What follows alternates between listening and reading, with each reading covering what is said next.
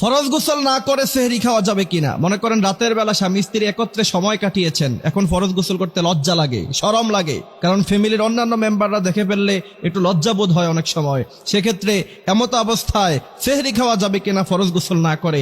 এই প্রশ্নটা আমাদের কাছে অনেকেই করেছেন। খুব সাবধান, ইসলামের এই বিষয়গুলো এত বেশি সাবধান থাকতে হবে আপনাকে। যদি আপনি একটি ভুল করেন, এই মারাত্মক ভুলের কারণে আপনার 30টি দিনের রোজাই ধ্বংস হয়ে যেতে পারে। এই জন্য আল্লাহর হাবিব সাল্লাল্লাহু আলাইহি ওয়াসাল্লাম বলছেন, ইসলামের যেই কোনো আমল করার আগে অবশ্যই তার ব্যাপারে সম্পূর্ণভাবে তোমাকে জানতে হবে, তারপরে তুমি অল্প আমল করবা। আখলিস দীনাকা ইয়াকফিকাল আমালুল কলিল, আমল অল্প হবে কিন্তু সেটা যদি সঠিকভাবে হয়, সহিভাবে হয়, তাহলে আল্লাহ তাআলা সেটাকে কবুল আর মঞ্জুর করে নেবেন। এই জন্য এই মারাত্মক ভুলগুলো যদি আপনি করেন, তাহলে আপনার রোজায় সমস্যা হয়ে যেতে পারে।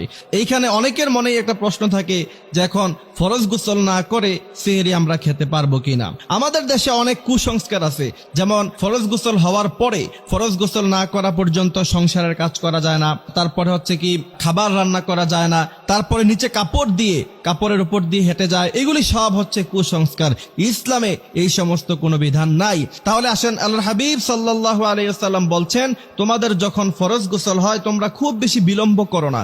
যারা সব সময় বিলম্ব করে ফরজ গোসল করে, আল্লাহ তাআলা লানত তাদের উপরে পড়ে, আল্লাহ তাআলা তাদেরকে পছন্দ করেন না। এই জন্য ফরজ গোসলের নিয়ম হচ্ছে, স্বামী স্ত্রী যখনই আপনারা একত্রে থাকবেন তখনই ফরজ গোসলের সাথে সাথে করে নেওয়া, এটা উত্তম।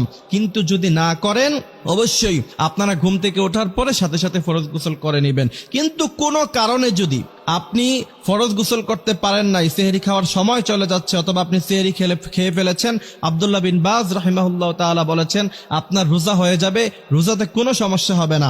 তারপরে উসাইমিন রাহিমাহুল্লাহ তাআলা উনিও সেম কথা বলেছেন। বড় বড় ইসলামিক স্কলাররা সবাই এই ব্যাপারে একমত, ফরজ গোসল না করেও সেহরি খাওয়া যাবে, এতে কোনো ধরনের কোনো সমস্যা নাই, রোজারও কোনো সমস্যা হবে না। কিন্তু অবশ্যই সেহরি খাওয়ার পরে সাথে সাথে ফরজ গোসল করে তারপরে ফজরের সালাত আদায় করতে হবে। যেই ব্যক্তি রমাদান মাসে রোজা রাখে শুধুমাত্র খালি, কিন্তু সে নামাজও পড়ে না, কোরআন তেলাওয়াতও করে না, অবশ্যই আপনাকে বুঝতে হবে যে তার পরিপূর্ণ রোজার হক কোনো দিন আদায় হয় নাই। এই জন্য আমাদের অনেক মা বোনেরাও এমন আছে, রোজার বেলায় ঠিক আছে রোজা রাখে কিন্তু তারাবি পড়ে না। আর বিশেষ করে আজকাল সমাজের পুরুষেরা, মসজিদে তো তারাবির সময় লোকই দেখা যায় না। প্রথম 10-12 দিন কিছু লোক দেখা যায়, মুসল্লি দেখা যায়, তারপরে আর মুসল্লিদের কোনো খবর নাই, মুসল্লি কোথায় চলে যায়। এরপরে দিন যত গড়িয়ে যেতে থাকে, দিন যত শেষের দিকে যেতে থাকে রমাদানের, তত বেশি মানুষ অবহেলা শুরু করে দেয়। নো, আল্লাহর হাবিব সাল্লাল্লাহু আলাইহি ওয়াসাল্লাম বলেছেন, ওই ব্যক্তি ধ্বংস হয়ে যাক যেই ব্যক্তি রমাদান মাস পেল কিন্তু তার জীবনের সব গুনাহগুলি মাফ করতে পারলো না। এই জন্য রমাদান মাসে রোজা আমরা যেমন রাখবো, ঠিক ওইভাবে আমরা 5 ওয়াক্ত সালাত আদায় করব, তারাবির সালাত আদায় করব, 8 রাকাত 20 রাকাত নিয়ে দ্বন্দ্ব না করে দীর্ঘ সময় ধীর স্থির ভাবে আস্তে আস্তে আমরা সালাতগুলি আদায় করব। আল্লাহ তাআলা আমাদেরকে এই কথাগুলি বোঝার তৌফিক দান করুক। আমিন।